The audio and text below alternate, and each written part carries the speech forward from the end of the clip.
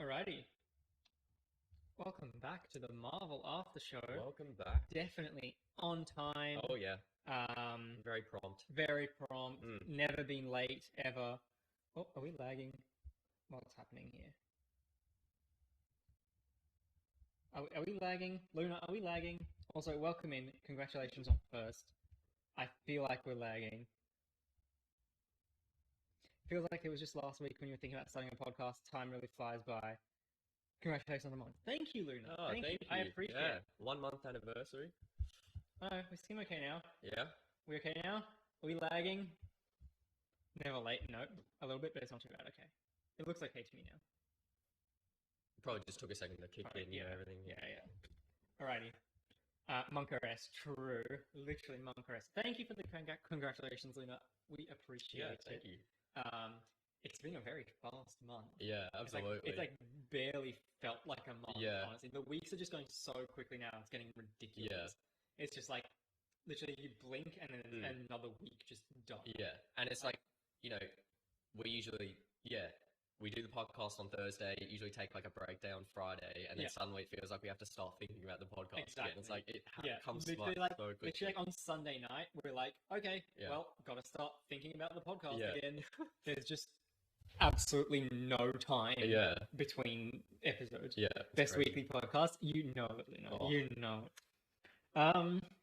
Well, Mitchell, what are we doing in this episode? All right, here's the rundown. In this episode, Moon Knight episode 5, a spoiler-free review, followed by last week's Moon Knight episode 4, an in-depth breakdown of that. Yep.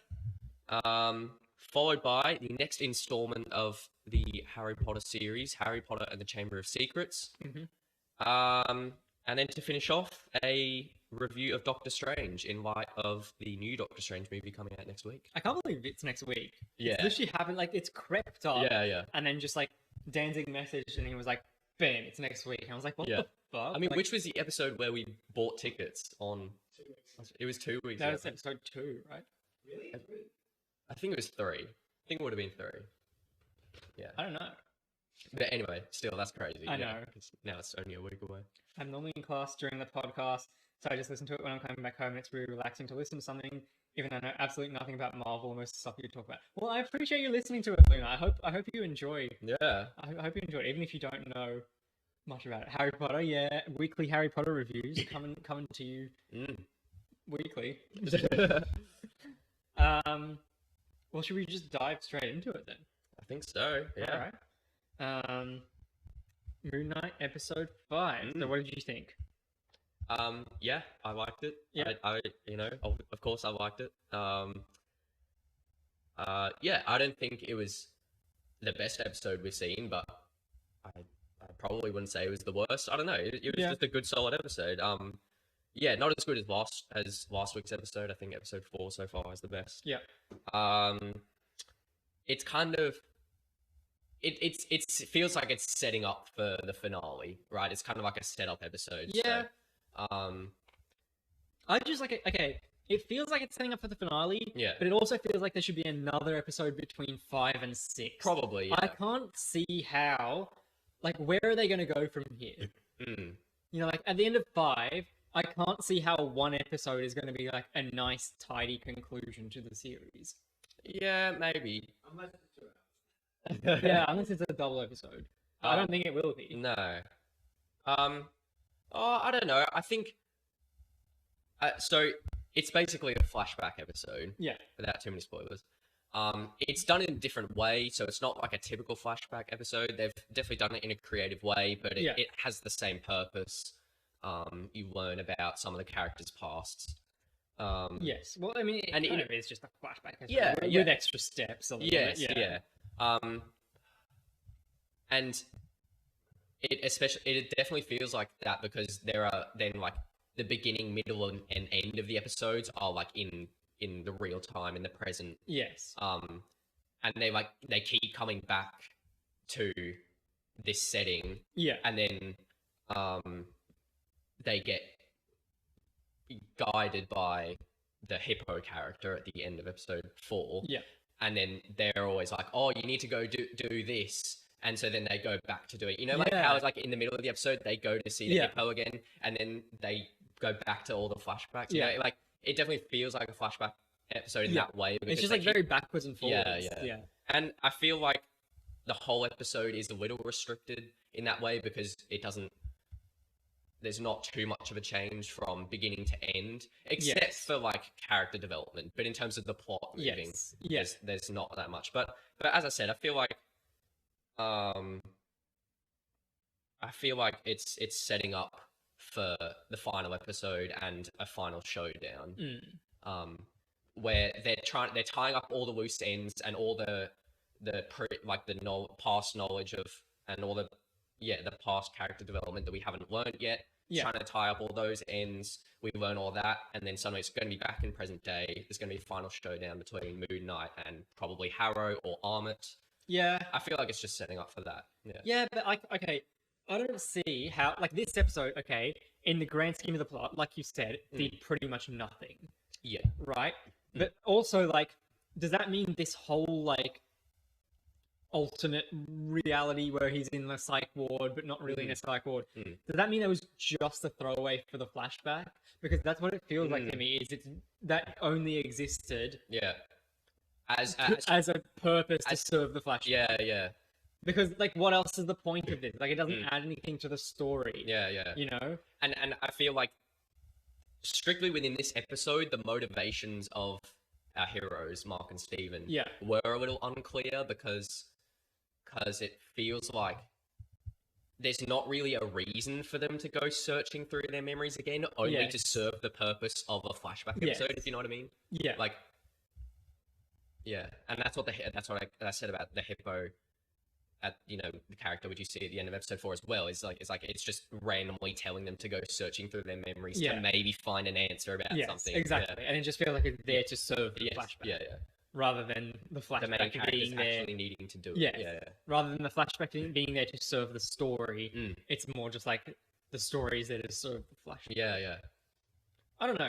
I didn't like it. Like after I watched it, I thought it was definitely the poorest episode out of the show. Okay, for me anyway. I just felt like it was a bit lazy, and this far into the season, especially because it's only a 6-episode season. Like, it's not like a 9-episode season or a 13-episode season. It's only 6 episodes. This far into the season, we shouldn't be having episodes where nothing happens plot-wise. Yeah, that's true. You know, if it was a 13-episode season and this was the halfway point, I'd be like, okay, this is like a nice in between. This is like a good breath before the second half of the season.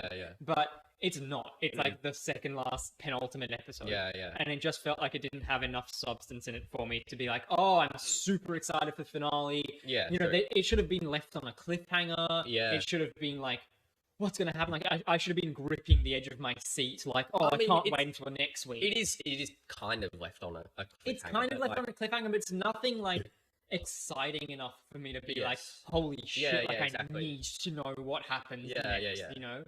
Because it's not really like in the middle of an action scene. Exactly. It's not like they're infiltrating Harrow's compound and they're about to, like, like, they haven't even teamed back up with Khonshu yet. Well, I don't know. I don't know whether the final episode will be more of like a mission to save him, or whether during the episode he gets resurrected and then with his help they fight. Well, surely, because like the music tracks got leaked and one of them is like summon the suit or something. So like it has to. He has to be Moon Knight for the finale. True. Oh, so they can't be Moon Knight without Khonshu, right? Yeah, that's never crossed my mind for some reason. They literally can't be Moon Knight without Khonshu, and they don't have Khonshu. This episode should have been get Khonshu back, and then at the end you see the hood come up, the eyes glow, and they're like outside Harrow's compound, and they're like, "Let's go get that son of a bitch" or whatever, you know? Like, and then finale episode, they actually face Harrow, not just some like random filler flashback episode. I don't know. Look, I think, I agree that maybe it was the wrong time for a flashback episode, but in terms of where they left it, I mean, there's so many ideas or places that you could leave it for the final episode, and I don't necessarily think what they've done is a bad one. I just think, I don't know, maybe it could have been better, but I'm also happy with it. Look, I'm still super excited for next week. Yeah. Like, just because of how good the whole show's been overall. True. But feels like a huge lot's going to happen in the last one. No, just worried it might be rushed. Not that I've watched and know much about it at all. yeah, exactly. I really hope. Yes, it's it feels like if it's not at least an hour long, it needs to be at least an hour long for them to go find Khonshu and then wrap up the finale. Yeah. Like, there's no way. Otherwise, it's just going to be like jumping from one thing to the next without any kind of consequence or anything. And we haven't even seen, or we don't. I guess at this point we don't know if we're going to see Jake Lockley or some kind of third personality. I feel like for 2 episodes now, I've been expecting him to show up, and there's so many moments where he could have shown up and he hasn't, which I'm also okay with because maybe they'll reveal him in a much better situation. But like, I could have seen him appearing at the end of episode 4 when there's and we'll get into this in the breakdown, but the sarcophagus moving at the end of episode 4, and it's like, and we've just seen Steven come out of the sarcophagus. Yeah. So there's another one in another room shaking, and we're like, so it must be Jake, or it must be a third one. Yeah. And then that's never addressed in this episode, actually. Well, also, at the end of the episode, they're not even, like, back in the real world yet. Yeah. Think about it. In the finale, they have to get back into the real world, find get back in the real world, come up with a plan, find Khonshu, and reconnect with Layla, then take on Amit and Harrow. Yeah. And also, like, finding Khonshu again is going to involve the tomb where all those gods have been banished, and there's the what's left of the Ennead, and whether who's remaining of the Ennead will have any sort of whether they'll have any confrontation with them as well. They put up a fight, and not to mention, after the villain has been defeated, who we still don't really know who that is, because speaking of which, we still haven't even seen Harrow with Ahmed. We still haven't seen him do anything with Ahmed. Yeah. So it was implied in this episode that they have connect, or they now exists. Yeah. But like, why haven't we seen that happen? So okay, they've got to get back in the real world. They have to show Harrow and Ahmed doing something. They have to, so that the protagonists have to come up with a plan. Then they have to get Khonshu, probably fighting some members of the Ennead on the way. Yeah. Then they've got to do the final big confrontation. Then they have to leave the story in a place where they can pick it back up in Blade or Multiverse of Madness or wherever else Moon Knight's going to show up in. That's a lot to fit into like 45 minutes. Yeah, I'm not sure. Yeah, I don't know.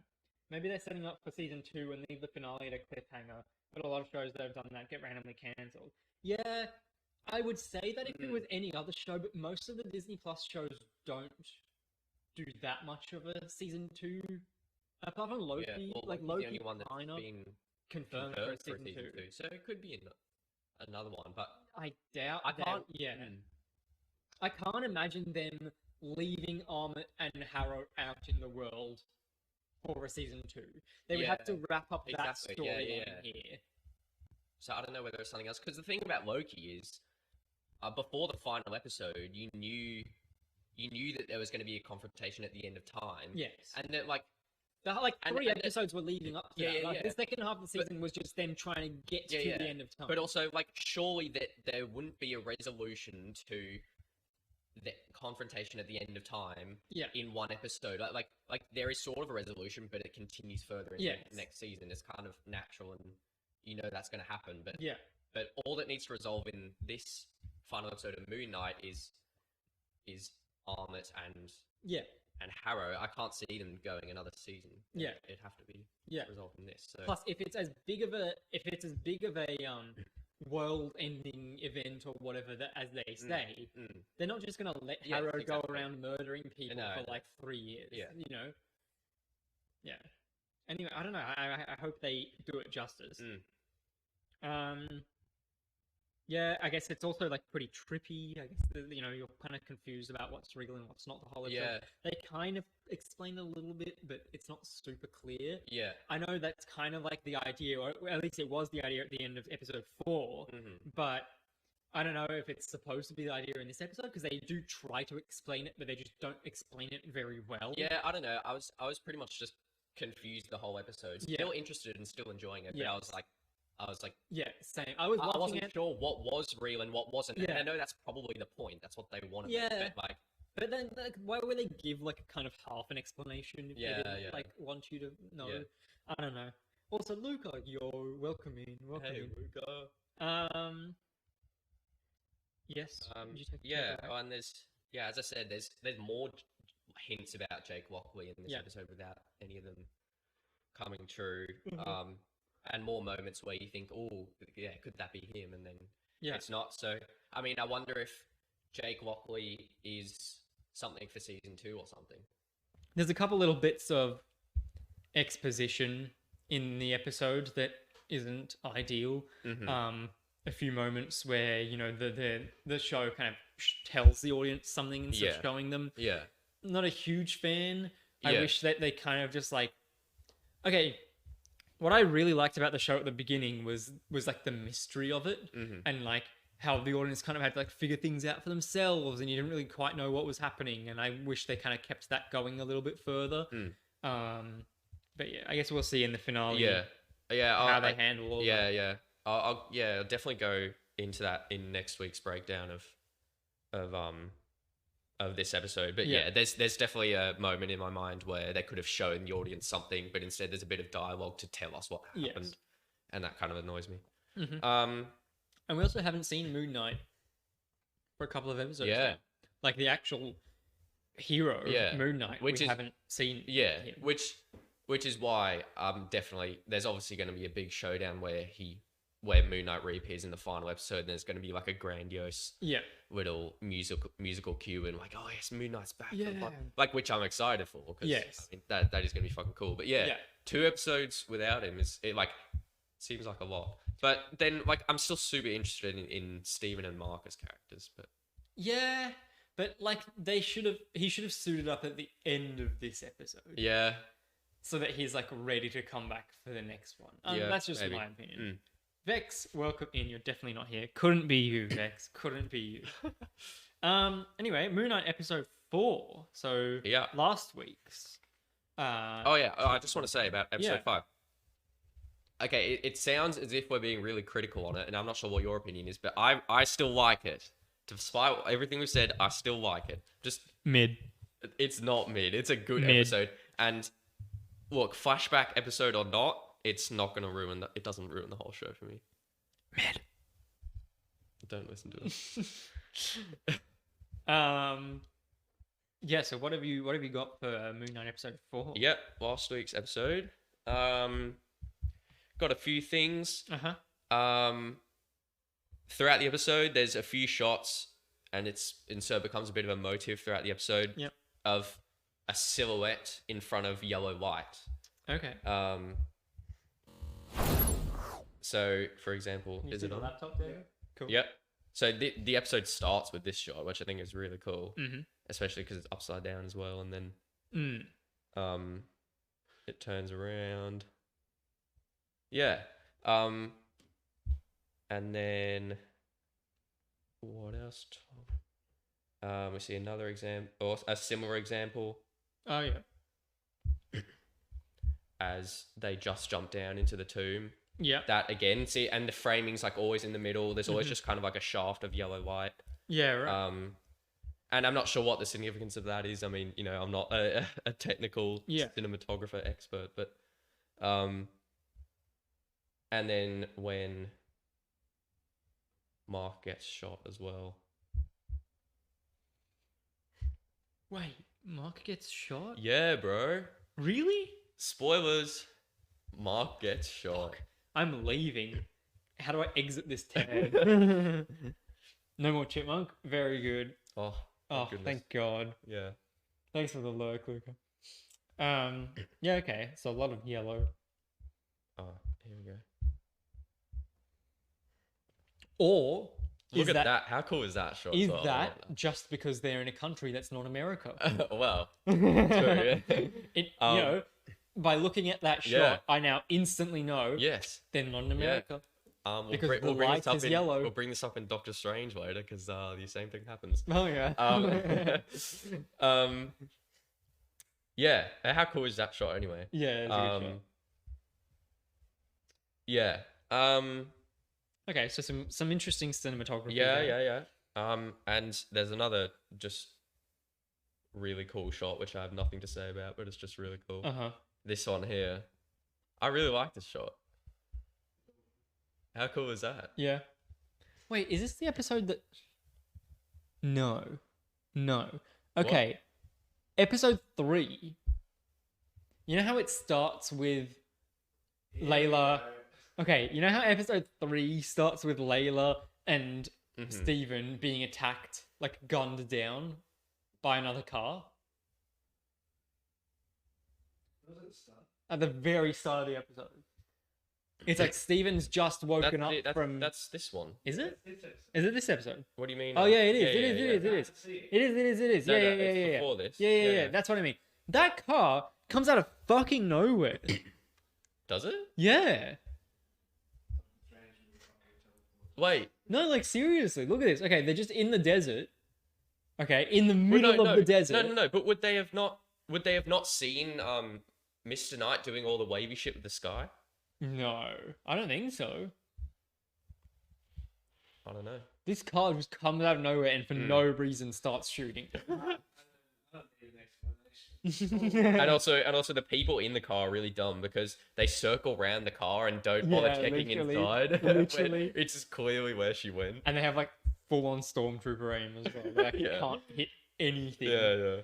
Even though there's no obstacles, it's just the middle of the desert. Yeah. But it's nighttime. It's not, They could have literally just see. like closed their eyes and go and like hit them. Yeah. That's cool. They also could have just shot down the car. Why didn't they shoot the car? True. I don't know. And I guess they just like didn't have like a grenade on them or anything. Yeah. They're just poor mercenaries. Also, like at the beginning of the episode, we see like in this frame here, they're showing us now, we see that the Khonshu is not the first god to get banished by the Indian. So, and this hasn't been explained yet. So I'm wondering, surely this is going to be elaborated further on, and especially the Ennead, whether they're corrupt or like whether I don't know, or whether they're just evil, straight up evil. I don't know, because if they've like what are the reasons that they've banished all these other gods for, and will we ever get to know about these gods? Maybe not all of them, but Well, I know some people are talking about like possible tie-ins with Gore the God Butcher from Thor. I don't know if Moon Knight will tie into Thor, but it does make sense that like some of the gods might be dying, and there's a guy going around killing gods, and I don't know. Like it does seem like a bit of an interesting theory, but I don't think that name will get mentioned. No. But but I don't know, just a little interesting tidbit. I wonder what's going to happen. I wonder if any of them even come back, maybe in a future season or something. Surely they don't just have all those gods sitting on a shelf. Maybe when they go to like rescue Khonshu, they also like break all the other statues. But that's what I'm wondering, like, because if Khonshu's here, they're clearly going to see all the rest, and they're going to have to mention it, and and then what do they do? Do we see them do something about it, or are they just like, oh, let's just free Khonshu? So waiting for that to get elaborated on, and I'm interested to see where that goes. Or whether Stephen will just be like, wow, look at all these other gods here. This is also near the beginning of the episode. Do you think there's a cute little bit of dialogue going on here? Being honesty. That's totally Stephen. Do you think this kiss is sudden or justified? It seemed pretty sudden to me. Yeah, on first watch it did for me as well. Yeah. Yeah, I'm not sure. I mean, clearly Layla still has feelings for Mark. Yeah. Because Mark broke up with her, and obviously we find out in this episode why. It's because he He didn't was want. doing it to Yeah. save her. Yeah, exactly. So I don't know. I mean, like, they look, obviously they have the same body, so they look exactly the same, except Yeah. Steven's just kinder and more honest. Yeah. And I guess, but I don't know.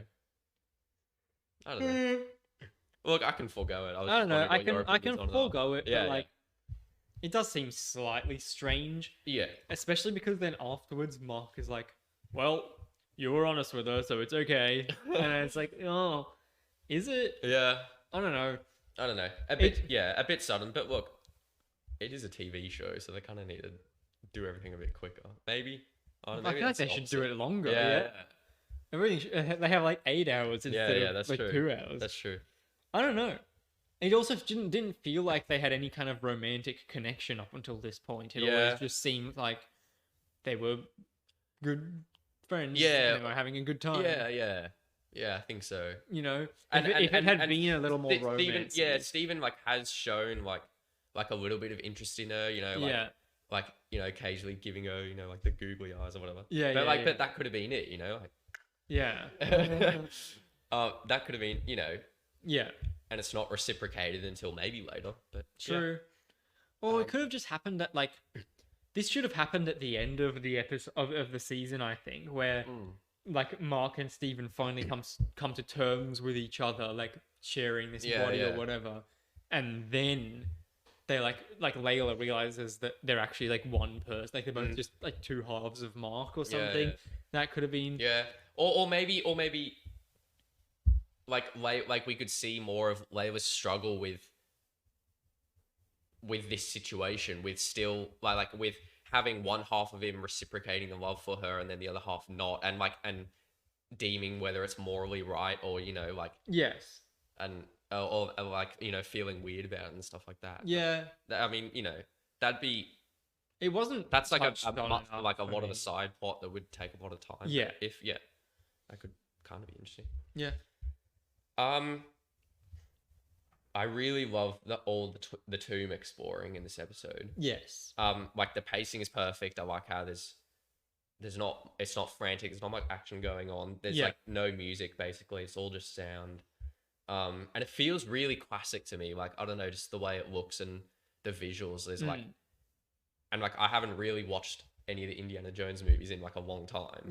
Well, I like haven't seen some of them, but it gives me those like vibes, just like kind of like vintage like tomb exploration kind of thing like that. I think it's really cool for sure. And there's like some semi horror aspects as well, like actually getting kind of creepy. Like we see this little frantic moment with Layla. She's like crossing a rocky wall, and then gets grabbed by one of those, I forgot what they're called. The priest. The priest. But yeah, like look at this. That shot is like definitely something out of a horror movie. I mean, I'm not scared by it, but it's definitely that's pretty cool. And look at the design of that guy as well. Like, pretty. It looks all really practical cool. as well, which is pretty cool. It is, very little CGI and like it's really cool. I quite like that. What else have we got? I mean, the whole tomb exploring thing just felt to me like playing a Tomb Raider game. Yeah, definitely. It's like, it was just especially when she's like sliding across the dodgy. It was like hold left stick and like press X to like shuffle across or something. Yeah, exactly. I really liked that because it wasn't like an over the top sequence or like something unrealistic. It's just like I don't know, I thought it was really cool. And like just a classic simple way to show suspense, you know. I agree. So then, of course, the final 10 minutes of this episode are pretty fucking wild. True. Suddenly we're that's the golden man, the statue guy who who Steven speaks to. It is, dude. Yeah, that's the statue guy. Damn. Yeah. Okay, I never realized that. That's a good point. And look at his hair, man. Yeah. At first, when he says B-22, I thought that was the name of the hunter from Loki. Oh, but yeah. it's not. Ah. She's B16 or something. Yeah, But I was like, that's kind of interesting. Like, Yeah. if it was, I've that always would've been- I've wondered whether any of these codes have any Yeah, like significance the because bingo it name. seems like a very Marvel thing to do. Yeah. But I don't think they do. But also, like, I don't think that when they show the bingo card, I'm pretty sure that's like not how bingo works. Yeah. Oh, Yeah. really? This is also a really cool shot. It's like a one shot for about like a minute. Yeah. And it's just like walking around the room. It's really cool. Mm. Um, And like all Donna from the museum. yeah, and yeah, everything. all these characters. Cool little like recap of the season so far. Yeah. Quite like Also, it. like this, the guy calling out the bingo card says "Sweet 16 tea," and we see all these sweets here. On the Yeah. table. That's pretty cool. Little motif there. Yeah. We've probably seen every one of these people before in the show. Oh yeah, Like that's the cop yeah, who like yeah, shows up at his door. yeah, Yeah. yeah. Another thing is like I love these like I said in the last episode of the podcast, Mm. but like I really like these close up wide angle shots Yeah, as yeah. well. They make it feel like really disorientating and like Mm. really jarring, and I Mm. think it works so Yeah, well. yeah. Yeah. Yeah. So,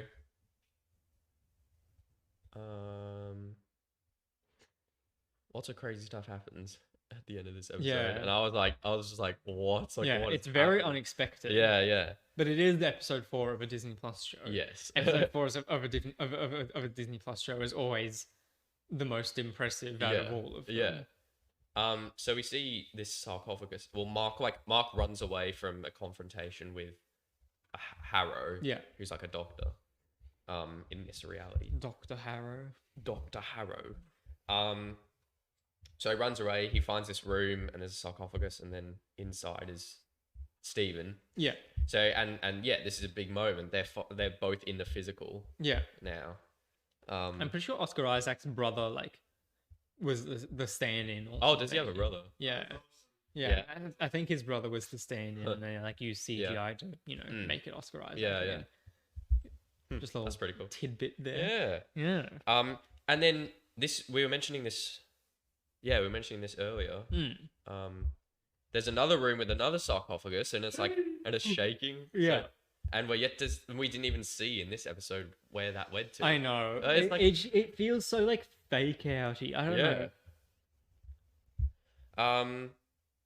Yeah, and then we've probably all seen it by now, but Yeah. this end part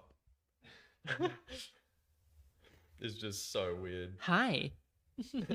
Hi. Hi. Yeah. Yeah. It's kind of goofy. I wish they did the freeze frame there as well. Oh yeah. Mhm. Yes. Also, did you guys see Oscar Isaac just singing a song about hippopotamus? Yeah, on the Jimmy Fallon show. Oh really? He's like, hippopotamus. Hippopotamus. What? I have no idea. I haven't seen like the context for that clip. Right, I've yeah. only seen him on Jimmy Fallon going Yeah. hippopotamus. I'm like, what the fuck? Okay. It's like 8 months ago as well. Oh, right. Way before the show aired. Oh. Yeah. It's like the movie. Oh. Yeah. He probably didn't know. He probably didn't even have the script for the show. Sure. Yeah. Yeah. They just like they told totally him to like coincidence. read out random words. They just like gave him a dictionary Yeah, and they yeah. were like read out every word, and they just pieced it together later. Yeah. They just edited all the words together. Yeah, I agree with you, Danzig. If they had the freeze frame at the end, like, because then that'd be a callback to that other episode, and it'd have a little more Maybe they did. continuity in Yeah, terms of true. directing style. True. Yeah, but that's a minor thing. Yeah. I don't know. I think, look, in any other situation, I'd see this like CG fucking hippopotamus, and I'd be like, what the fuck? Yeah. But to cap off this episode, which was so mental, I Yeah, like it. true. They could have capped off this episode in different ways. Yeah. For example, that with the sarcophagus, but they stop giving me that look. Yeah, with the sarcophagus, they could have done something Yes. like that. Instead, they just ignore it. But hippo, still fucking great. Yeah. Weird, but great. Yeah. I kind of agree. Also, all these long credit times, like either 6 minutes left in this episode. You know? I can't Yeah. believe there's been no post-credit scene Yeah, up yeah. until this point. I've been skeptical because like at the end of every episode, I've scrubbed Yes. through, Yeah, but same. then I'm like, I should actually like click through that Yeah. because I'm probably just missing it. Yeah. Yeah. It's really weird. Yeah. It's really every other Disney Plus show Yeah. has had a post-credit scene Yeah. in the last at least 2 episodes. Yeah. But no. Yeah, even like the second one. I wonder whether the last episode will have a post-credit scene. Mm. I don't know. Well, it could do if it wants to tie it into other things. True. Because I wouldn't want them to do that within the main episode. Yeah, true. Okay, that's that done, I think. Yeah. There you go. Oh. We better move on to Harry Potter. Harry Potter. Harry Potter. Harry Potter. And the Chamber of Secrets. I noticed that the first little bit of this movie is just like every character saying, Yeah. But, like, There's the Weasleys, Yeah. and like each of them has a turn. It's like they're Yeah. lining up. He's like there, like it's like they're like he's like there holding out his hand, and they all come and like shake his hand, and they're like, Harry Potter, and then they like move on to the next one. It's so funny. And when they're when the Weasleys, Ron, Fred, and George are in the flying car to break Harry Yes. out of his house, and Harry's like, Ron, Fred, Yeah. George. I Yeah. love how British he is in that moment. Yeah. Fucking young Daniel. Ron. George. Beautiful. Yeah. Some great acting chops in this movie. Yes. Yeah. It's not that the acting has gotten worse. I don't know. There's just so many quotable things. Yeah. It's like so iconic, like so many iconic things. Yeah, you know, yeah. when like the shot like in the hall at the end of the movie, Yeah. where like they all like poke their heads Yeah, out, yeah. like it's so iconic. That's a feel good moment. Yeah, it's such a feel good movie. Yeah. It's like I think it's the last movie where it's like all feel good. Yeah. From 3 onwards, you kind of start to get a little bit more serious, Yeah, and a little exactly. darker. But Yeah. the first 2 are like very like they end, and you're like, Yeah. like yeah. I feel like the first 2 are a good couplet, and Yeah. particularly being like directed by the same director, and then Yes. they move on from there Yes. to other directors. I mean, it's all like, man, I can't wait for the Percy Jackson tie-in. You know, Chris Columbus doing Harry Potter, doing Percy Jackson. I mean, Yeah. what a man! True. Yeah, you're back now. Welcome back, Vex. I mean, the scene in Percy Jackson. I know I said this when we were watching the movie, but the poker face scene, best scene in existence. I don't think anything else in yeah. any other show Yeah, or that's pretty movie fucking has good. ever topped that scene. Yeah. I like remember it being a lot longer than it was. Oh yeah. But like, Yeah. it's still really good. Look, Chamber of Secrets does just feel like the first Harry Potter movie. Oh yeah. Like But it's just the same movie, Yeah. except they're a year older. Yeah. Yeah. Like, I like how it kind of starts to touch on things a little bit, like the house elves being enslaved, and yeah. you know, Lucius being a Death Eater, and like you kind of touch on a few more adult And themes. racism And- between yeah. Muggles and racism between the purebloods Muggles, and stuff, yeah, yeah. and like the pure blood stuff, yeah. It kind of like touches on a few Yeah. extra things. Nothing too crazy No, though. but it's also definitely keeping within itself over the whole series. Like it's Yes. not Yeah. giving too much away. And fair enough, it's the second movie, and as you said, it hasn't quite gotten dark yet. It's still technically supposed to be a kids' movie. Yes. It's Ha- kind of having said that, there's more stakes in this one than the first one. yeah. You feel that there is the possibility of death, even for Yes. our main It characters does who kind are of kids. start to feel like it looms over a little bit more. Yeah, yeah. And it's quite interesting to me, like how the beginning of this Harry Potter series starts off as a kids series, but then by the end, you would not want to take your kid to watch it. Yeah, and like, exactly, It's yeah. kind of interesting because I guess the idea is that like the kids grow up. Yeah. Not With- only the actors yeah. grow up with the series, but the people watching the series But it grow up also with means the series. if you were showing your kid today these movies, you Yeah. wouldn't be able to show all of them Yeah, like past, like, within a 4. year. Yeah. You have to like actually. All right, and next year we'll watch the next one. Yeah. Like, yeah. True. make it an annual event. you Yeah, know? on the birthday or something, Yeah, like yeah. a birthday treat. They Yeah. get to watch the next Harry Potter movie. Yeah. Which Which isn't ideal, but I mean, there's no way they could make 8 of these movies all in the same tone and true, like true. I'm glad they do make Oh, it yeah. more serious. Yeah. Absolutely. It is pretty long as well. This Yeah. movie, a bit long. like And Philosopher's Stone doesn't feel this long to me. no, Chamber of Secrets has always felt like the one that drags on the most for me. Even like, I know people think not much happens in like Half-Blood Prince or Order of the Phoenix, but I think a lot more happens in those movies that kind of keep me engaged than it does in this one. This one just kind of feels like, it's the first one again. Like, really do we have to sit through like all this like you know, glorification of Hogwarts and all this again? It's like we already saw this like a week ago. You know? Exactly. Yeah, it felt long and a bit tedious at times. Yeah. What I was saying earlier, about the stakes of the heroes. Yeah, there are more stakes because there's the threat of death. Yeah. Of course, we don't see any death because it'd be too early on in the series.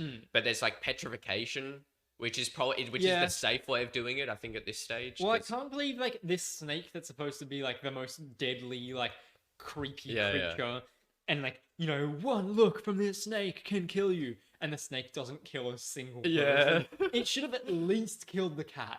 Like, surely it kills the cat. Just to give it like a little bit of stake. Give Filch some more character arc over the series. You know, his cat dies. Who does he become? Yeah, exactly. But like, it just feels like it's pretty fucking like coincidental that everyone who came into contact with the snake saw it in a reflection. Even the cat. The cat didn't just look up. Like, it saw it in a reflection. No.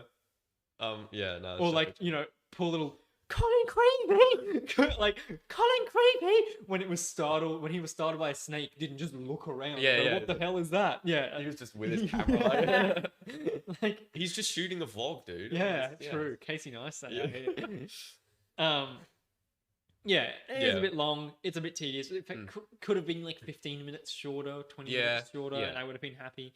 But because especially the scenes with Aragog. And like all the spiders. I mean, it's kind of interesting. How relevant is it? I'm not sure, because they kind of go to him and they're like, "Are you the big like creature that's been killing everyone and terrorizing the school?" And then he's like, "No." And then he's like, and then he's like, "I'm gonna eat you." I'm gonna eat you now. So out of nowhere. Just for a random little action scene, and so that we can see a car driving through spiders. I never thought I'd see that. True. But a car just kind of hits spiders, and they're all like, spiders flying around. I wonder if that's gonna be in the Harry Potter game later in the year. I wonder if you can like drive through spiders. Speaking of spiders, CGI creatures. CGI is pretty good again. But like, you know, they're just kind of annoying CGI creatures. It feels like the first where there's just CGI creatures for the sake of it. And I guess just to show off the technology at the time, and like, and it just feels like, you know, you get a few scenes, then a scene with a CGI creature, and then a few scenes, and then a scene with another. I guess it's like kind of supposed to be like world building. Like make it more magical. But like when they're in the classrooms and there's like the pixies and like Mandrake. Well, I guess. But I also find it weird that in that movie we only see one defense against the dark arts. Like we only see one class essentially. Yeah, and we realized that before that we don't even see a single defense against the dark arts class in the first movie. one. I feel like there's more classes in the later movies, which is kind of weird. The one like Goblet of Fire? No. Prisoner of Azkaban has more because it has Remus Lupin. And like that has way more like classroom scenes. But it's kind of strange that there's not that many classroom scenes in like a school movie in the first two. Even though it feels like that's the whole movies with these first two. No, it's Wingardium Leviosa. Leviosa. Not Leviosa. So and it just feels like they made the CG creatures in this one like just 10 times more fucking annoying than the first one. Like the mandrakes and the pixies. I hate them. They all just like scream at you. It's like, what's the point? It makes sense in like the first one where they're like going into Gringotts and there's all like the goblins and stuff like that. Makes sense. It's part of the story. But then in these ones, they just kind of everything just yells at you for some reason. Dobby included, because he's pretty annoying, but he's also really cool. True. I fucking love Dobby. True. I think you like grow to like him more and more through the series. Yeah. Like especially like his death in Oh, exactly how no, it hits yeah. pretty hard. Oh yeah, and also his CGI for what 2002 Yeah. is really good. Yeah, actually. I think It's it looks better than Gollum in my opinion. And Gollum was Yeah. supposed to be like the big CGI creature of that time. By the way, this is the worst drink in human existence. All right, well if you're having some, I want to have a sip. I want to see if it's as bad as I remember. That's okay. No, but you need to have like a whole you can struggle to get through that. Like the first few sips are like you can deal with it, but try getting through a whole can.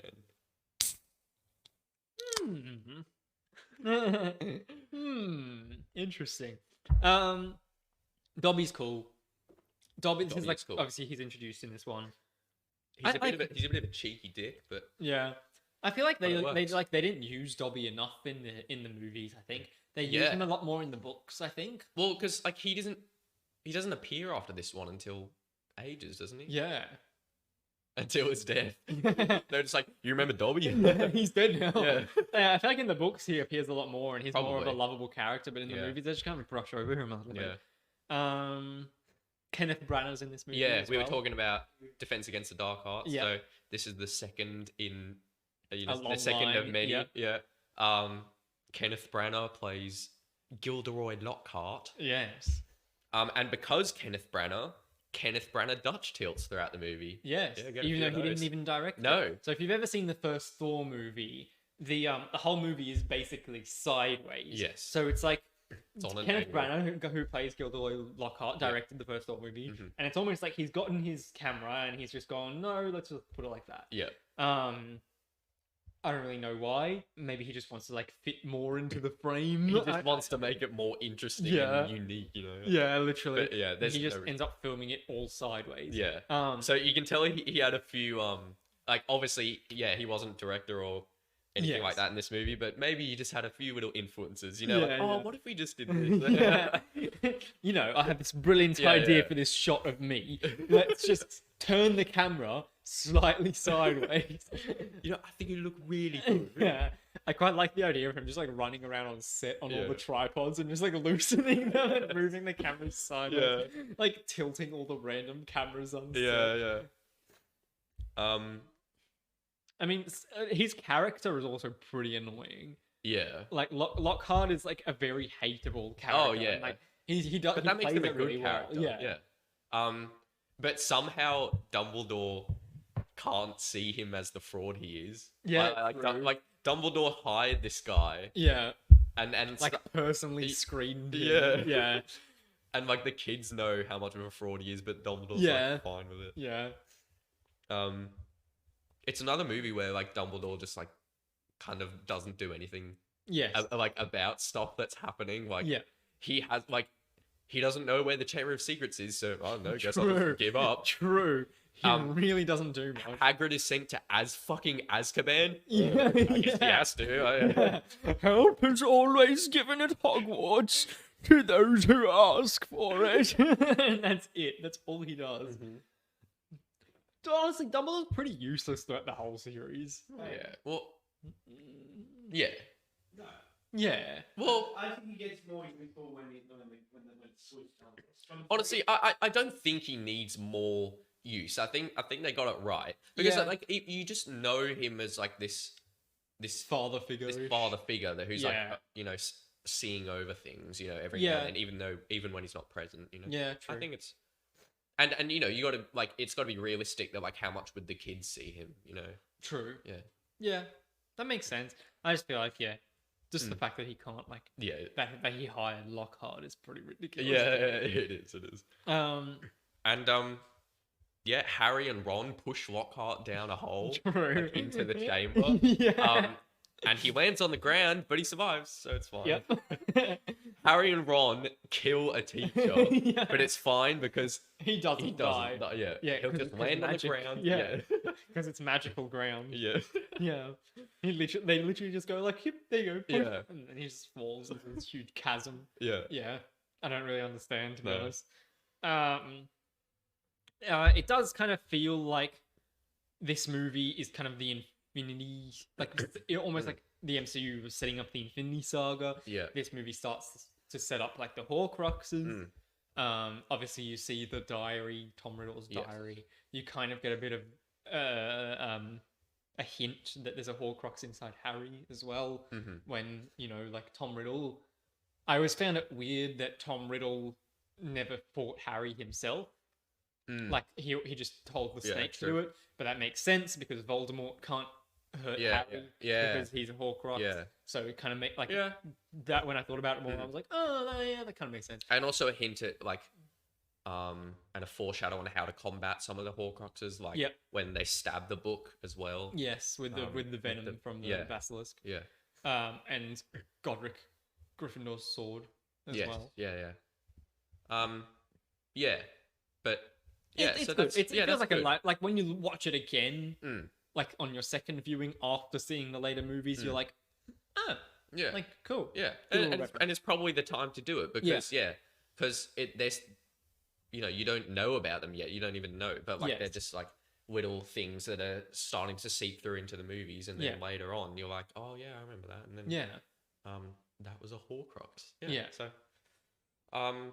it definitely does feel like they're starting to create a bit of a universe and setting up the future movies.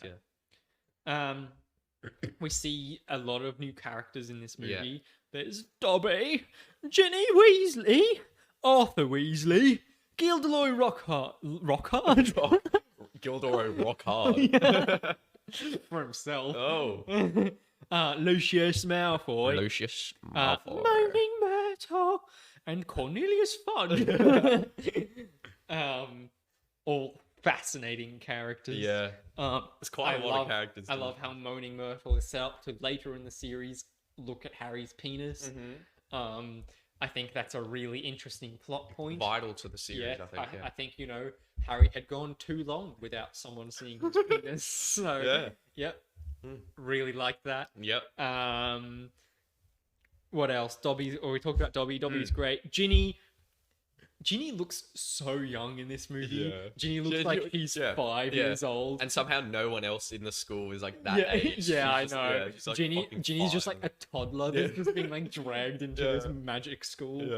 And I don't know how she ends up with Harry. I still believe that Harry and Hermione should have ended up together. But like, no, that's too obvious. No, I like it how it is, because it's like one of the only franchises where the main character isn't with a girl, you know? It's like, I guess so. It's so good.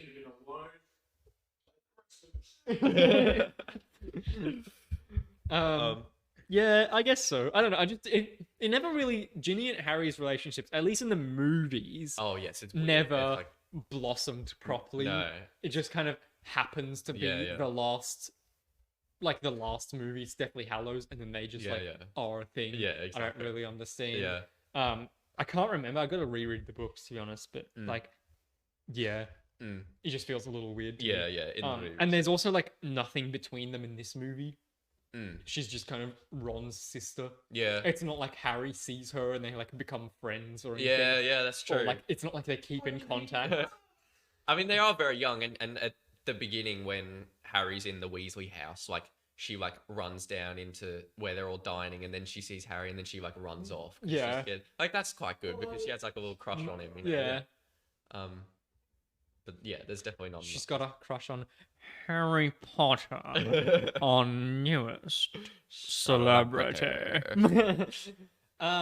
Later in the movie, they turn a human into a cup. That's good. Sorry, I jumped ahead a bit there. Arthur Weasley's great. Lucius, favorite character in the whole in the whole series. Fudge, really boring. Don't care about him at all. All right, great. Now let's talk about the elephant in the room, or rather, the rat in the room.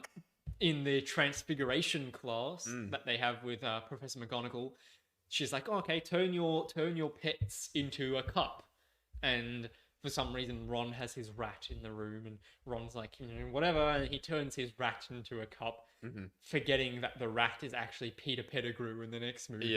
So they just turn a human into a cup somehow. And then everyone's like cool with it. Everyone's like, yeah, cool. Let's turn people into cups. Yeah. I wonder how Peter felt about that. Yeah, actually, I'd love to see like a spin-off show from Peter's perspective. There's like no way they thought about that at the time. That's just, True. True. They definitely weren't like, you know what, this guy, let's turn him into a cup. That's really funny though. I can't believe you thought of that. Yeah. What else happens? There's another couple iconic lines, you know, the diagonally. Yeah. Diagonally. That's a pretty iconic one. Yeah. You know, every time I need to say diagonally, I'll say diagonally. Oh yeah. Hagrid. You know, Hagrid says a few things. He says, "Get out of my house." Get out of my. He's like, yeah. Get out of my house. He's like so like blank slate. I don't know what it was in that shot, but I fucking love it. Get out of my house. Then like in every Harry Potter movie, I swear the main three characters get told something by someone, and then the person is immediately like, "Oh well, I shouldn't have told you that." Yeah. No, it happens in Hagrid in the first movie. Who does in this movie? It's Lockhart. There's someone else. Yeah, someone. It might be else Lockhart. does Like that. says something to them, and they're like, "Oh, I shouldn't have told you that." Yeah, maybe. I don't know. I don't know. It's usually Hagrid, but this. What? Is it? Yeah, they asked him, you know, what the Chamber of Secrets are. Is it? And then he's like, oh, no, never mind. No, I don't think so. No, I think it's Lockhart or something. Yeah, come on, Danzig. It's usually Hagrid. Oh, bloody hell. Oh yes, and big moment in this movie. 3 minutes. Oh, sorry, 3 minutes.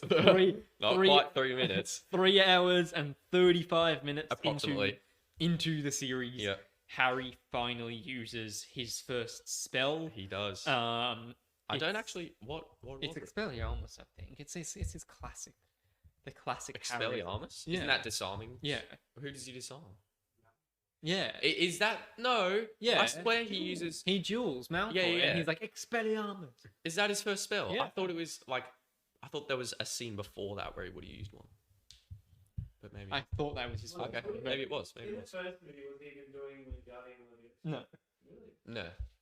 Yes. Oh, what? Was he in the? He would have been in the class. He would but have been didn't in the pull it class. off. Like Hermione's like the only one who Yeah. pulls it off, Yeah. What about this? and then Ron does it later. When they're all doing Quidditch, he goes, oh, and then... That's not a spell. That's something. He just says up. That's Yeah, not that's a, not a spell. I mean, like, successfully pull off With a his spell wand. with a wand. with his wand. Yeah. Yeah. Not just like be magical. Like Yeah, yeah. actually pull off. Yeah. Say the Latin word. Yeah. Do a spell. You know. Yeah. Thanks for the lurk, Art. I appreciate it. Thank Also, you. Welcome. Yep. Yeah, but he doesn't use spells in many other situations. Still, he's getting used to it. Yeah. He doesn't want to use all his spells at once. You know. Yeah, true. So like for the spiders, like okay, I think there is one moment where he gets a spider off of Ron or something like that, with like a little just like flashy thing, maybe. I don't know. They're in like the car, but there's like, but when they're just like on the ground, like he's just like swinging his lamp around the spiders. It's like, yeah. moo. And we know he doesn't use it on the giant snake. Yes. But instead he uses the sword, which to be fair is pretty fucking cool. Yeah. Because if my hero of a quest has a sword and he like kills the big monster with it, True. that's cool. And also, it's pretty cool that it feels like a medieval like knight in a magical Yeah. fantasy Yeah, movie, yeah. which is really weird. This drink gets worse and worse. I told you. Have a sip. It's not as bad as I remember. And then Lucius tries. Oh, what do you think? It's pretty bad. It's pretty bad, but it could be worse. Maybe. Try having a whole can. Fuck no. Lucius tries to kill Harry in Hogwarts. Yeah. Like with the confrontation at Straight the up end, murder him, he's literally like Avada Kedavra. And they're in Hogwarts, Like outside of Dumbledore's office. Yeah. They literally just walked out of Yeah, yeah. Dumbledore's office, and Lucius is like, "Nah, I'm gonna fuck kill a this kid." student. Yeah, a kid, right? yeah. It's just so bad. Yeah, Lucius is fucking Just cool. gonna straight up murder a child. And then yes, the score at the end. Well, Which there's is- more stuff on the other side. The score at the end ends Yeah. a million times. Yeah, the score, like the rousing Yeah. score at the end, where it's like panning outside of Hogwarts. Literally. Like the music, like the score could have ended like 100 times, but it just Yeah. like keeps going. Bum, bum, ba-da-da-da-da. Yeah. Like we said before, Just try to pad out that runtime that it doesn't need, because it's True. already pretty long. It's already a really long movie. Yeah. Like we said before, lots of memorable, iconic moments. Harry and Ron's faces peeking out. A character we haven't mentioned is Snape, because He's barely he's in the movie. barely in it. Which, look, he can't be in every movie, but True. and I guess they don't really give him, like, you know, something in the plot to do. for this Yeah. movie. True. Um. He's just kind of like in the hallways in a Yeah. few shots. Yeah. Just kind of loitering in the Mm. hallways. Yes, the villain is Voldemort without actually being Voldemort, which is kind of cool. It's like the second time Yeah. they've done exactly. this, Yeah. which is like it doesn't feel like a fake out because No. it is still Voldemort. Yeah. Yeah. It's just slightly different, Mm. so it just builds it up a little bit Yes, more. exactly. With each movie, Yeah, until and- we actually see him. Yeah. Exactly, and it kind of feels like he's this like omnipotent presence. Yeah, and in- then we're in the not ready film. to see him yet. Yeah. Like he's still like so like above what Yes. Harry is ready for, and like Yeah, So yeah, there's but all his this- like presence is yes, there. yeah. Like I And quite like it. it's enough to keep him going throughout like 8 movies. Yeah. So and yeah, and exactly, it doesn't feel like a cop out though. Yeah. Like it's just And I don't think the third movie has Voldemort in it at all. no. So it's good. They like give you a little introduction in the Yeah. first two. They take it away for the third one, and then bam, fourth one, one. he's straight like he's Yeah, they're full over- Voldemort yeah, is yeah. back. I quite like that. Mm.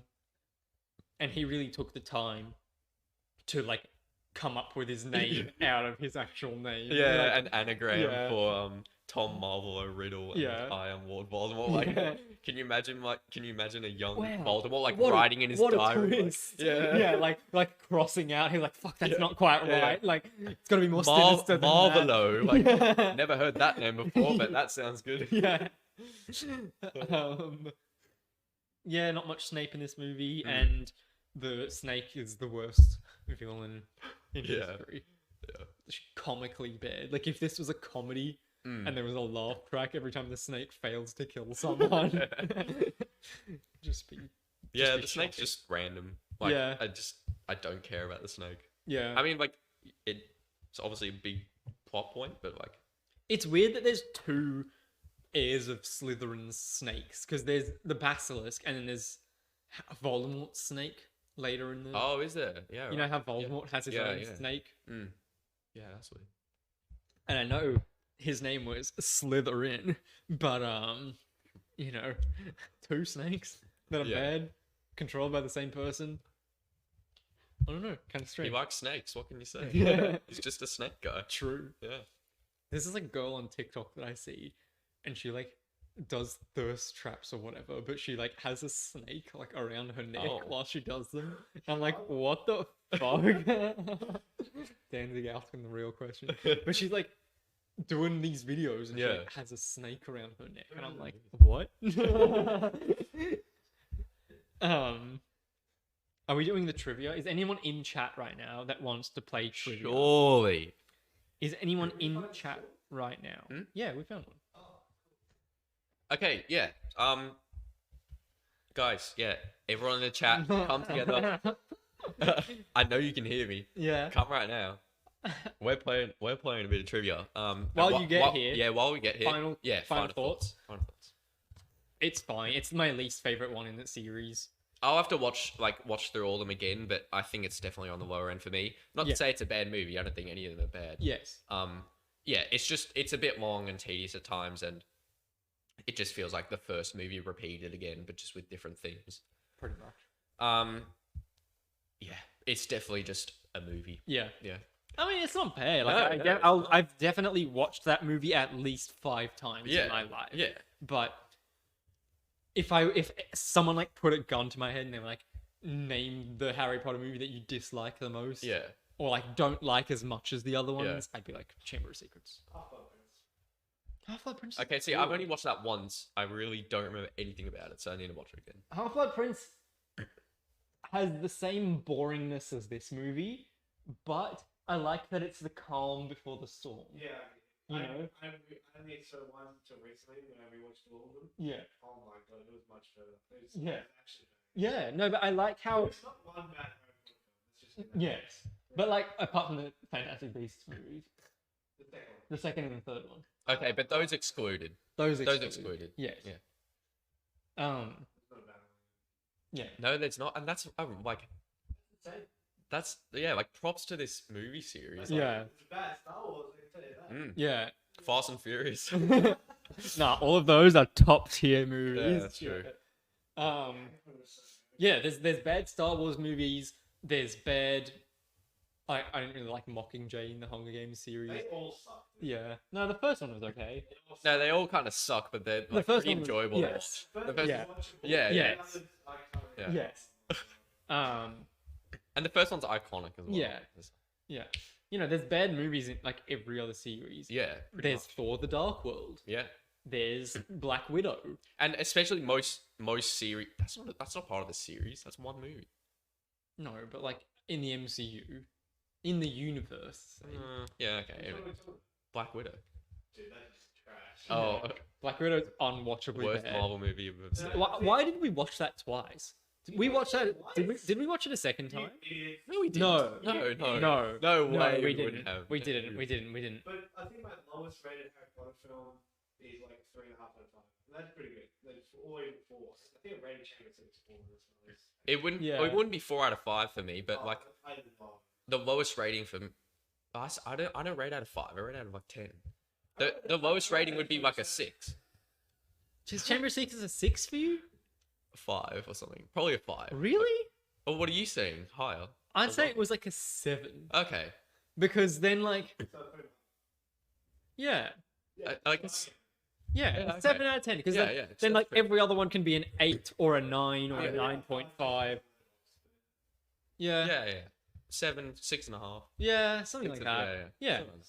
6 But like that's only comparatively to the other Harry Potter movies. Yes, exactly. Yeah. If we're like as a standalone movie, that movie is great. Mm. As like if there was no yeah. other, if there was nothing else to compare it Yeah, to, yeah. I'd be like 9, Yeah. easy 9. Mm. You know, good movie, Yeah. like a really good movie, but just Yeah. compared to the other ones, Yes. it's not as good. Mm. Yeah.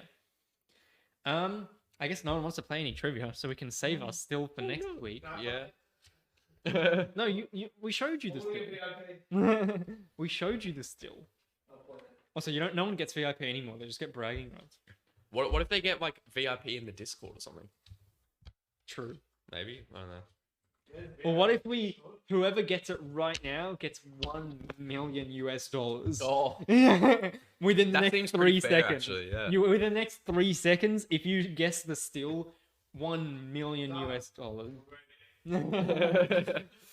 Not AUD, USD. So multiply that 1 million by like 1.5. Doctor Strange. Let's talk about Doctor Strange. Let's shall we? talk about Doctor Strange. Talk about Baby. Let's talk about you and me. Let's talk about all the good things and the bad things that may be. Let's talk about. I only know that song. Yeah, Pitch Perfect. Exactly. Yeah, after Harry Potter, Pitch Perfect. it's so good. I can't believe the third one turns into like a Oh, fucking that is action weird. movie. No. Have you seen the third Yeah, one? yeah. The fucking spy bomb Yeah, movie. yeah. Ridiculous. It's so weird. Ridiculous. The first one and the second one are so good. Yeah. Damn, maybe I have to watch Pitch Perfect after. Yeah. Yeah, the rap battle.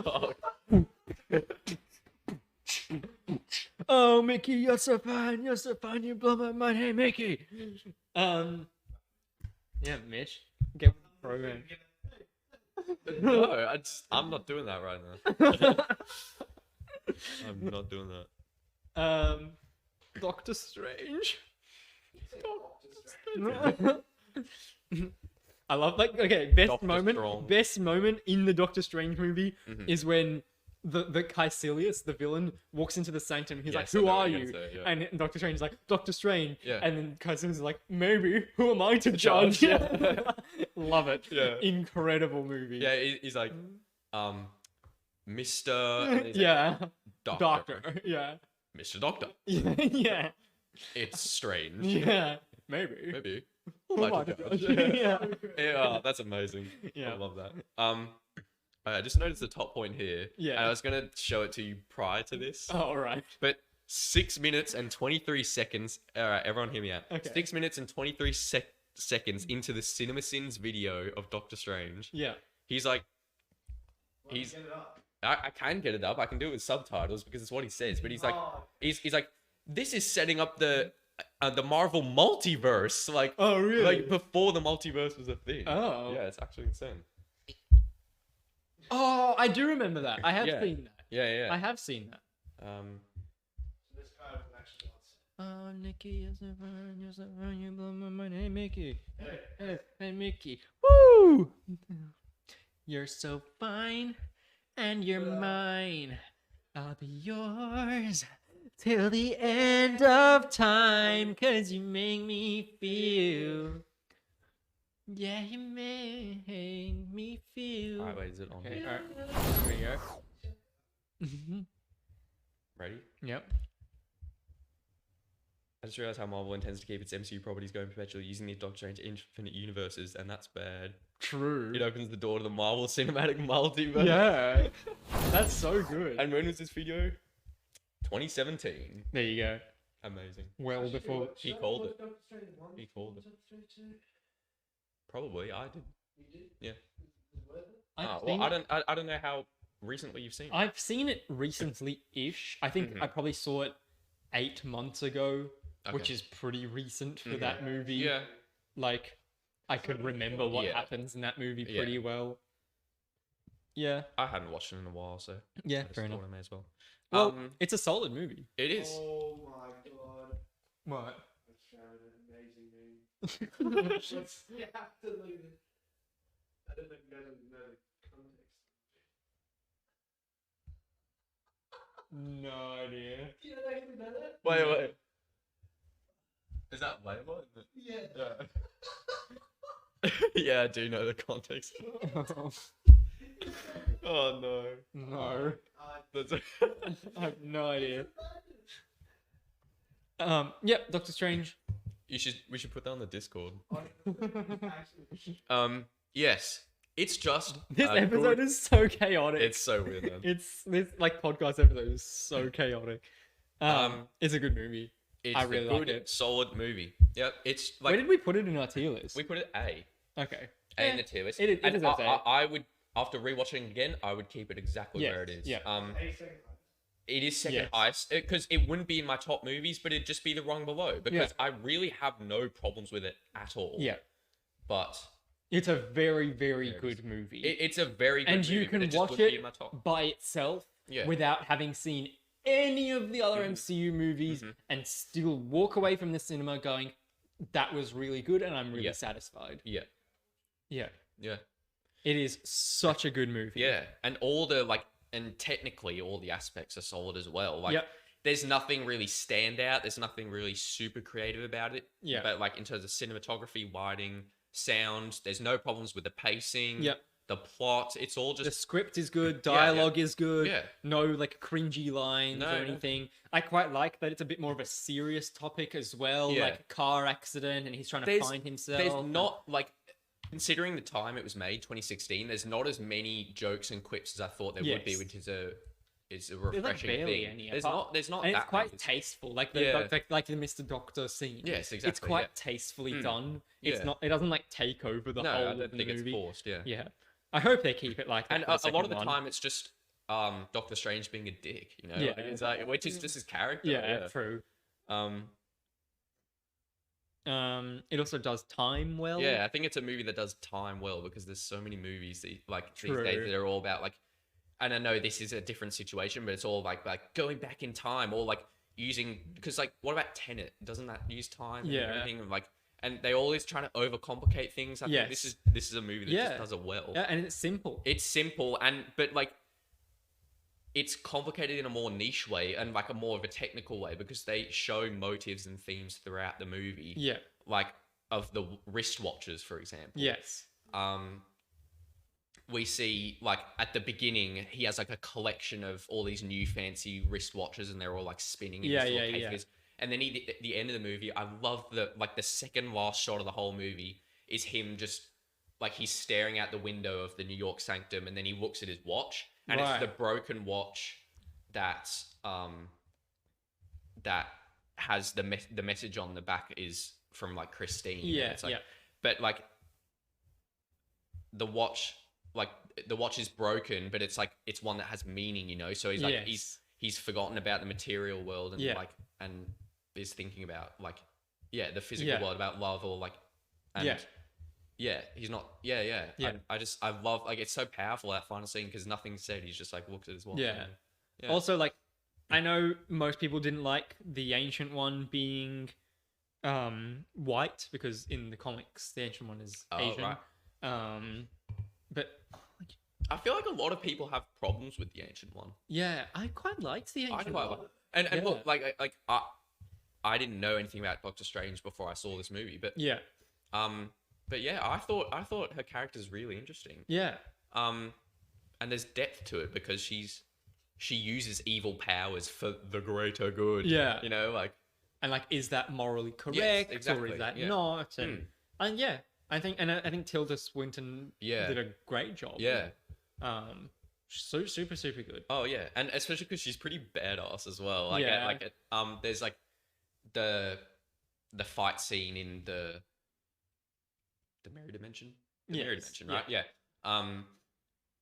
Where Doctor Strange is fighting Caecilius and stuff like that, and then like she comes down in the background and she's got her like magic and like it's so cool. Yeah, she's a really cool character. Yeah. And the mirror dimension is cool. Speaking of, like the visual effects in this movie are incredible. Yeah. Like they're pretty fucking. They are just not even the visual effects, but the art of the like the art style. Yeah. And the the creative vision behind them just works super well. Yeah. Like even at the beginning of the movie, like you open the movie and it's bam straight into like that fight on the sides of the building. Yeah. Like only a few minutes in and you already get that. Yeah. It's such a good way of starting the movie because it's like an action sequence, but like it's also trippy as fuck, and you're like, what? Like, whoa. You know exactly what you're in for. Exactly. As soon as clicking on the movie. Yeah. They have all the super cool effects and as you said, just the art style of like the movie and especially the magic they use. Yeah. It's like a blend of like Eastern imagery and like Western technology essentially. Yeah. Because like it's all like digital and like holographic but then it has like Eastern style to it. It's so cool. It is really cool. Yeah. And I feel like Doctor Strange's powers and all the magic he uses like only develops and gets better with every movie that he appears in, like including the Avengers movies as well. But then in Endgame, he holds water. Does he? That's all he does. Oh. There's in the final battle in Endgame, there's like a big dam coming down. Yeah. And then Doctor Strange is just like, oh yeah. And that's all he does the whole movie. That's true. He just holds water. He's essentially the equivalent of this cup for the whole movie. Hey, but he also does. Yeah, but that's not magic. What? Also, Kenji, welcome. Oh yeah. Tony's like, "Is this the one?" And he's like, "Kenji, welcome in. How are you going? Congratulations on first an hour into the stream. Congratulations. Because we restarted. Oh really? Yeah. Congrats, man. Yeah. No, especially because that's a bit disappointing in Endgame because especially like in Infinity War, I feel like he's like potentially the most powerful hero out of all the heroes. Yeah, like because of like the capabilities of his magic. Yeah. And like when he's fighting Thanos, like it's so sick. Like, just like okay. I rewatched Endgame recently. You know the best moment in Endgame is Wanda almost killing Thanos by herself. Yeah. But it goes for not enough time. I know. It needs to go for longer. Yeah. Like it's only like maybe 35 seconds long, that little piece of the battle. And Wanda nearly kills Thanos by herself. Yeah. Without... not even Captain Marvel. Which I could do feel like that. is justified. Yeah. Wanda's fucking strong. Yeah. And like, Also, I love the line, like, you took everything from me. Yeah. I don't even know who you are. yeah, And yeah. then she's like, "You will." Yeah. Oh my god, I'm so excited. Like, she's literally my favorite Marvel character. I have a tattoo of her hands on my arm. She's so cool. I'm so excited to see her in Multiverse of Madness on Wednesday, May 4th at 6:30 p.m. Oh, seeing the Star Wars. Yeah, Star Wars. Star Wars. That's free comic book. Where? Kinokuniya. Huh? Is it Kinokuniya? No, Impact Comics and King. Ah, It's only like a couple free comics, but they haven't now or anything. that's cool. Yeah, it's usually May the 4th. I don't know if it's Okay. This is the MCU movie Yes. with Mads Mikkelsen as a villain. I feel like that's an honor Yeah. because Although he doesn't really do that much. no, like he's pretty disappointing, but like like this is the man from Casino Royale, Fantastic Beasts, like Yep. he's just the villain of every movie. Yeah, true. I think he's a villain in the next Indiana Jones too. Yeah, I saw that on his Really? IMDb page as well. Yeah. It said like Pretty sure. Yeah. untitled Indiana Jones movie or something like that. Right. He's pretty disappointing in Doctor yeah, Strange. he is though. He looks cool. He looks He looks cool. He has the fucked up eyes, like because he had fucked up eyes in Casino Royale. Right. So they were like, let's do the eye thing with him. as yeah, well. true. But yeah, he doesn't really do much. To be honest, the main villain is kind of just Dormammu. Yeah. And that's not even really a villain. This movie doesn't really have a villain. No. I don't mind. Yeah. Well, it has villains, but not like A main big bad, yeah. I mean, Dormammu Just kind of is, but in antagonist. terms of but in terms of the screen time, he doesn't get a lot of screen time. Yeah. The conversation in the astral projection is awesome.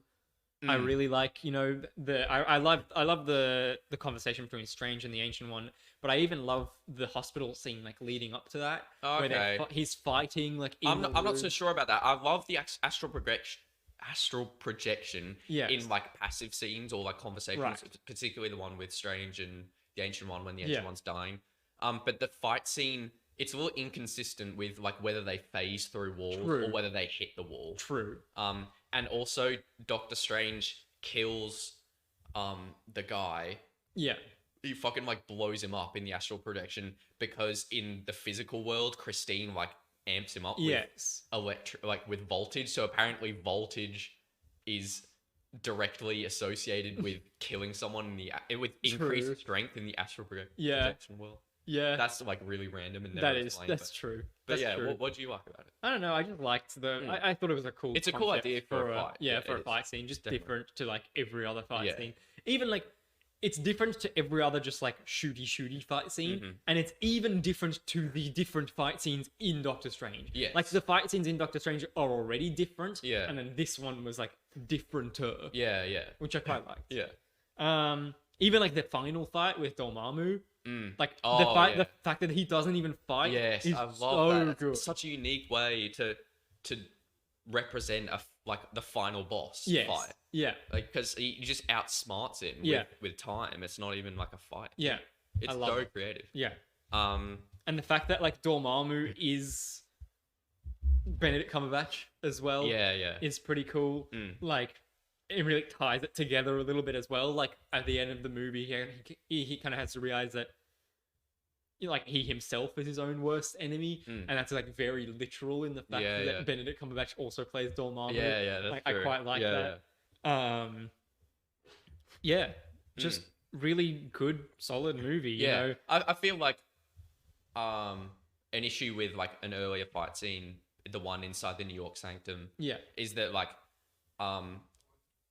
it's definitely a really good fight scene overall. I don't really have too many problems with the fight scenes, just little kind of nitpicky things like the astral projection one. And with this one in the Sanctum, it's kind of like Mads Mikkelsen and his cronies kind of kill the previous master of the Sanctum really easily, and then with Strange, they're like fucking around with the walls with him, just like True. and don't just like stab him. Yeah. But that's obviously like that happens in every movie. Of course, the hero needs to live. Like it's not going to be that easy. Yeah. And that's another thing is like why have they only got one master protecting the whole sanctum? Yeah, like, true. No wonder it's so easy for these guys to just like overthrow them. Like, why not have 2 people guarding it? Yeah, because then like the end of the movie, there's like several sorcerers going into battle, like at in Hong Kong. Yeah, and it's like, well, why weren't there several people protecting the sanctum? Yeah, sanctum's pretty. Why didn't they have some kind of alarm that like could like teleport other people in? Yeah. Like the alarm goes off and they're like, oh shit, better like teleport into the sanctum. Yeah, exactly. Final moments of the movie are pretty good. Like you said with the broken watch, pretty good. Yeah. The whole time motif there, but also the movie ends, and it feels like a Harry Potter movie. You're very satisfied. Yeah. Like I said before, you can watch just this movie and no other MCU movies and still walk away feeling perfectly fine. Yeah. But I do like that it is kind of open-ended. Yeah. Mordo, obviously in the post-credit scene, if you bothered to stick around that long, like, he'll obviously come back. He's obviously going to be in this next Multiverse of Madness movie. But he's fighting alongside Strange in the trailer for the second. It's going to be a Duke again. Really? I don't know what. Is he fighting alongside Strange in the second? Yeah, he like breaks Strange's. Oh right. Oh yeah, he does too. Yeah. No, I might agree with you on that one. Yeah. Because like it like.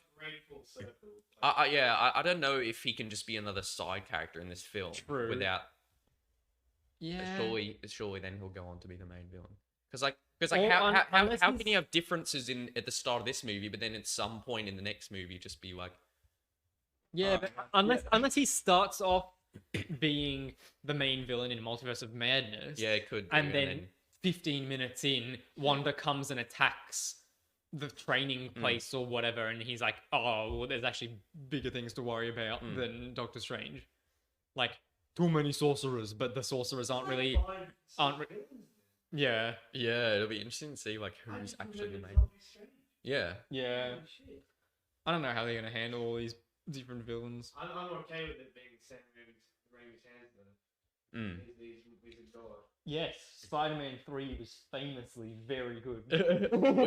with all the villains. Yeah, it was like 3 villains. Just think about it. He's record with number 2. Oh, true. What do you guys think of Mordo? Just like the character. He's a brilliant actor. Really? Yeah, I love him. I don't care for him much, I don't to be care honest. for him. Or maybe the actor's good, but just like the character's pretty boring. Yeah. Like pretty one-dimensional. I think that's why we'll get into the main villain first. Yeah. Yeah. So much growth and so much to do with him in the first 2 films. Yeah. He'll develop into like hopefully like a maniac. He plays a good maniac. Yeah, if he totally like broke Lost his down mind, because he doesn't know who to trust anymore because of like what happened with the Ancient One. And True. Yeah. True. I don't know. I feel like it's gonna be interesting because his whole shtick is like the Ancient One shouldn't be gathering magic from the Dark Dimension, right? Yeah. But then, guess who uses the Darkhold in Multiverse of Madness? Wanda and Strange. So maybe there's something there where he's like angry at them for using the Darkhold, pulling more magic from the Dark Dimension. Yeah. So. What? What about that Book of the Dead? Yeah, the Darkhold. Yeah, that's right. Yeah. From Agents of S.H.I.E.L.D. Yeah. Yeah. The Darkhold from Agents of S.H.I.E.L.D., the best MCU show. Yeah. Anyway, Speaking of books. Yeah. We're going to go, well, yeah, I've got a few very, very minor issues with this movie. Because as I said, I actually don't have any issues with it. Yes.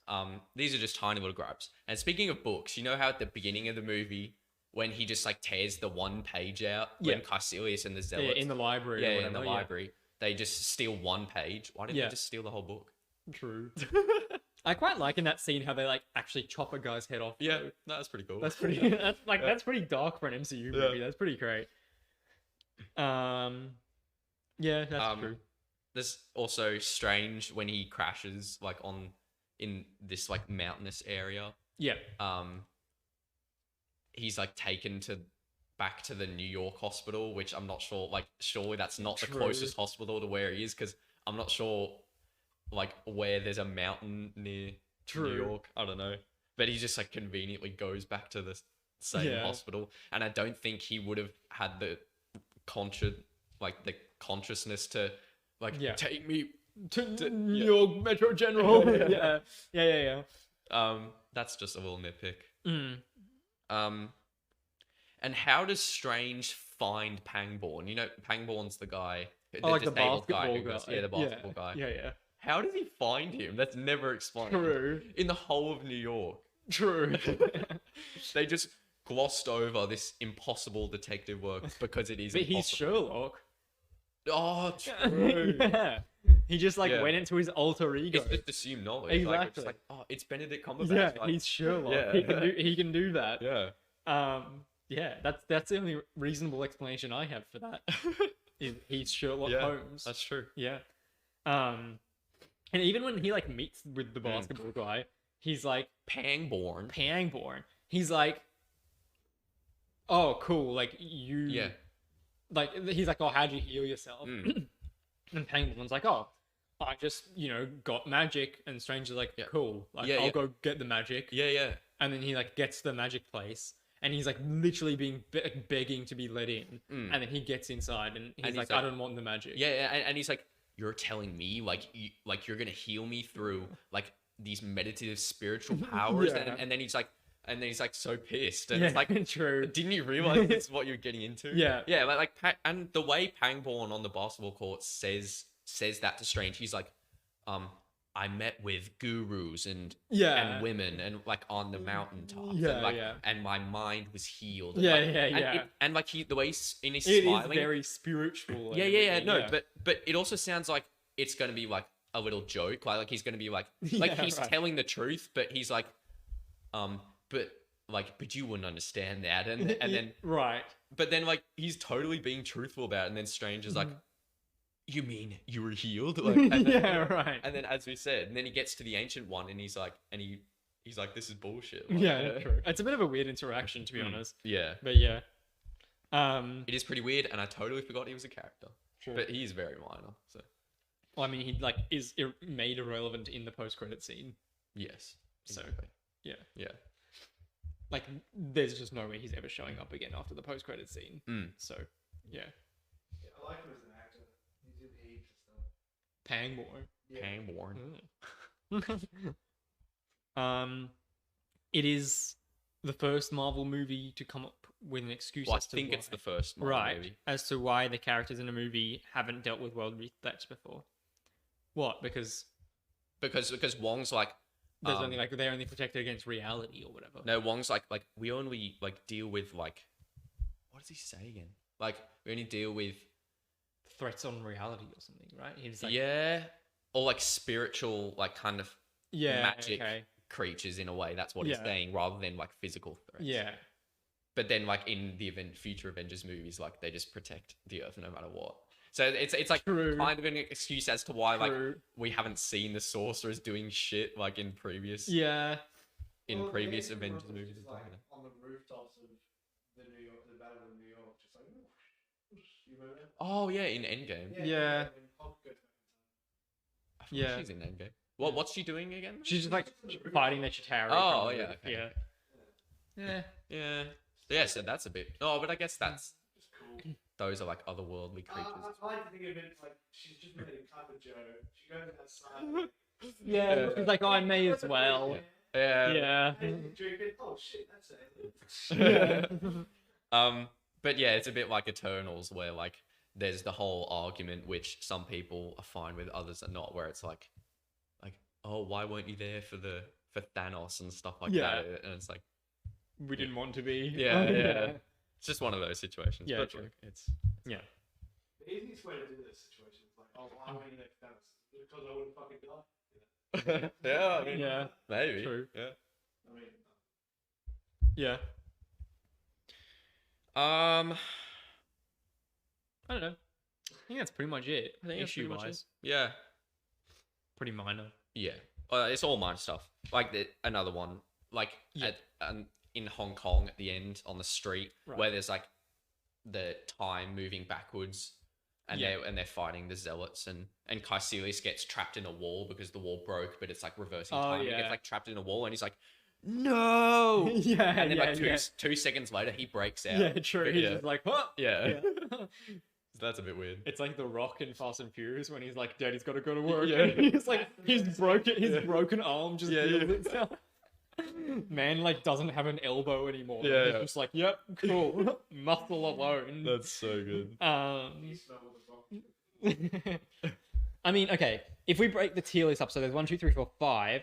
If we break it up into out of 10, so each of those is worth 2 out of 10. Yeah. So we'd give this a what? So this 2, 4, 6. So this is an. So it would be about a 7, 8 out of 10. 7 or 8 out of 10. Yeah. I think that lines up pretty well. Yes. Yeah. Yeah. So we'll do a full tier list episode soon. But yeah. This is currently where Strange is. Yeah. Tier A. A really solid movie. I don't have any issues with it, but it just wouldn't be my top. Yeah. I think 7 or 8 out of 10. 7.5 out of 10 is pretty reasonable. I think Falcon Winter Soldier is C. No. It's pretty fucking boring. We should rename D to F. Yeah. Like, yeah. Those are all failures in my eyes. They're literally not even D's. They're just F's. All right. This is for another time. But yeah, all around, Doctor Strange 1, good movie. Not that many issues with it, to be honest. No. Solid. Like, it's a movie. I can't watch it too many times. It's not something that I'm gonna like religiously rewatch, like Endgame, or I've probably only seen Doctor Strange like 3 times in my life, but it's still really good. Yeah. And I'm excited to see what they do with the second one. Wednesday, May the 4th. That's crazy. 6 days. Apparently, Avatar 2 trailer will be before. That's when they. Oh. Imagine if they make it a post-credit scene. It's like you sit through Doctor Strange and the Avatar trailer. Oh my god. Way. I'd probably like die in the cinema. I just like. What do you guys reckon for these post-credits? True. True. Post-credit scenes of Doctor Strange 2. Yeah, but then they released the teaser already. Yeah. But it's not a full trailer. They could just do. No. Too close to each other. Yeah. But then again, we only have 2 months or less. It'll probably be Kang. Wait, what's the next movie coming? Other than Thor? Black Panther 2, and then we've got the Marvels. I would like to see Black Panther take on. What is happening with Black Panther? Yeah, how are they going to release Black Panther this year if we still haven't even heard any information about whether they're recasting him or what they're doing? I know they're not recasting him, but like what character's going to take his place? What the but like what the plot of the movie? Yeah, he can't. Yeah, he can. No, he can't. He can't be Black Panther. No, because it's just not that interesting of a character. He doesn't seem like it. Yeah. He's my favorite part of that movie. But then I also can't see Shuri being Black Panther. Martin Freeman. They're not gonna make a white guy Black Panther. That defeats the point. Killmonger comes back to life. Yeah. No. No. They just like put him in like a flower healing bath and he like comes back to life. I mean, vibranium can do everything, right? Exactly. Do you reckon it could be another It could be Killmonger from What If. Yeah. Oh. Wait, what about T'Challa from What If? What's he again? No, he's Well, like... they can't bring Chadwick Boseman back. Oh, yeah. He was Star-Lord. He was Star-Lord, yeah. But like, yeah, Killmonger from... If Sorcerer Supreme is coming back from What If... I actually love Killmonger and What If. Yeah. So good. But if Sorcerer Supreme is coming out from What If, there has to be some kind of crossover between that and the main MCU That'd be just such a weird, like, thing to do, because that's so reactive. That's like, Yeah. oh, Chadwick Boseman's dead, so who's going to be Black Panther? So that's why I need to see... I need to hear news about it. So that I want to can, like... hear anything about Yes, it. yes. I don't even think I've seen a set photo I don't think have they even started filming yet? Like the movie comes out this year. Have they even started filming They would the movie? have, but it's just we can't. No news, no set photo, no teaser, no synopsis, no trailer, nothing. I guess it's still a while away. Yeah. But the fact that nothing's been leaked or there's like literally no news. 7 days of shooting. Oh, All right. so that's next year. or Next something. year, yeah. What about the holiday special? I feel like there's supposed to be a holiday special. Is that this year? I'm pretty sure it's December. Yeah. What's what? There's a Guardians of the Galaxy holiday special. It looks pretty good. Yeah. Also, fun little fact here. Let me bring something up. Instagram. Something. No, I'll do it. Something interesting that I found here. James Gunn's little Instagram page. Oh, Okay. fuck off. What the? So, Also, did you see him defending Chris Pratt against all the hate? no. Amazing. He's just calling out hands left, right, center. It's good. No. Isn't Chris Pratt like a bad guy though? Pretty sure he's like homophobic. Yeah, he is. Isn't he? Yeah. So, this is the Guardians of the Galaxy Oh yeah, he got a 3 gift. And we've got a dog. This is like the wrap gift. Yeah. Mantis. I don't know who the fuck this is. Looks like... Is who? Oh no. That looks like fucking Silver Surfer to me, man. I don't know. Looks like Taserface. Nah. No, one of those dummies. I can't fucking see it. That's weird. It's really weird, right? Like that's not Adam Warlock. That's like that literally looks like a silver guy. And I know he's not riding a surfboard, but like Thank you very much for your... I don't know. Anyway, Nebula, Groot. I don't know if this is Alpha Groot yet, but Groot. Mm-hmm.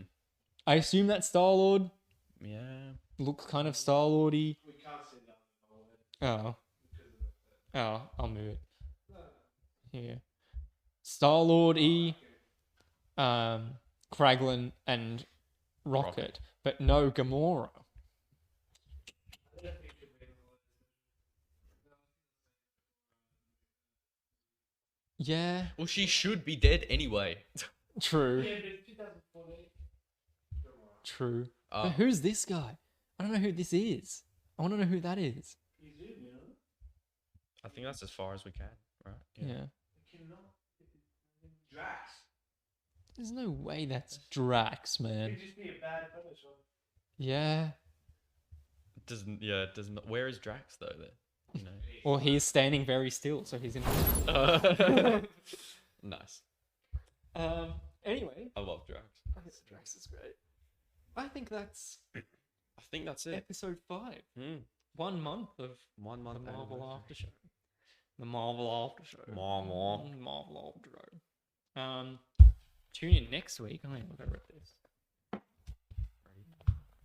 Hold on. Don't get ahead of yourself. God.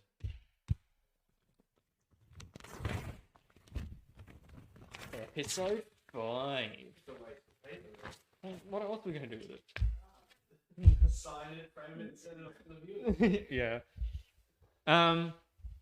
Or through.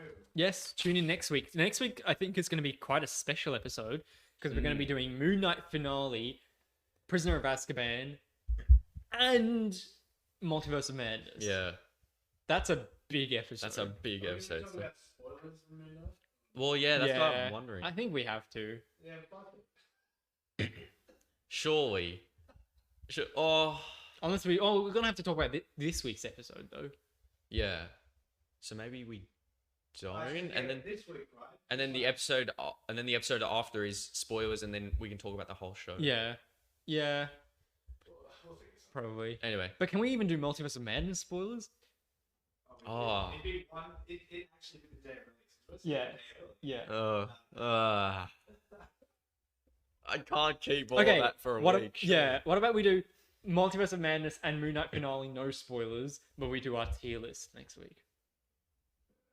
And that way, when we do the full spoilered review the week after, we can place them in the tier list. Yeah, that could be a good idea.